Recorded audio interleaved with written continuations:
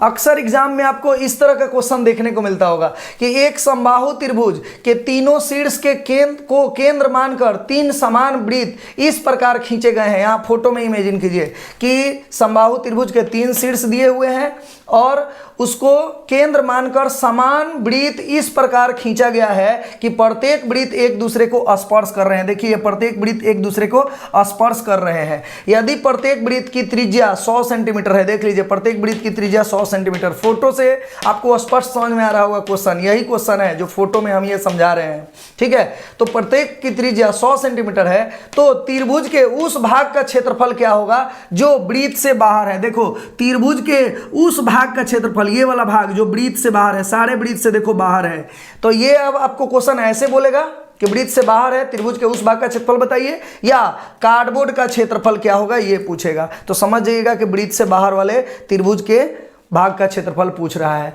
और ऐसे प्रश्न को बनाना हो तो आप बेसिक से बनाने की जरूरत नहीं है। मेरा ये ट्रिक ध्यान रखिएगा कि कार्डबोर्ड का क्षेत्रफल, इसका क्षेत्रफल जब निकालना हो तो 0.1606 गुणे r² कर दीजिए, ठीक है। इस कॉन्सेप्ट से आप बनाइए। आप कैसा भी सवाल को बना सकते हैं, r के जगह 100 के जगह कुछ भी हो, 0.1606 गुणे r² से बनाइए, या 1606/10,000 ये फिक्स है, गुना r² आप कर दीजिए। तो r का मान यहाँ पे पुट कीजिए। चलिए बना लेते हैं इसको।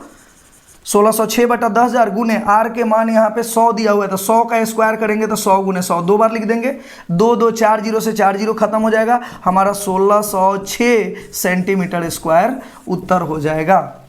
तो आशा करता हूँ कि मेरा ये कॉन्सेप्ट और ट्रिक बहुत ही अच्छे से समझ में आया होगा। आपको मेरा कॉन्सेप्ट कैसा लगा कमेंट बॉक्स में लिख कर बताइए। मिलते हैं फिर अगले वीडियो में।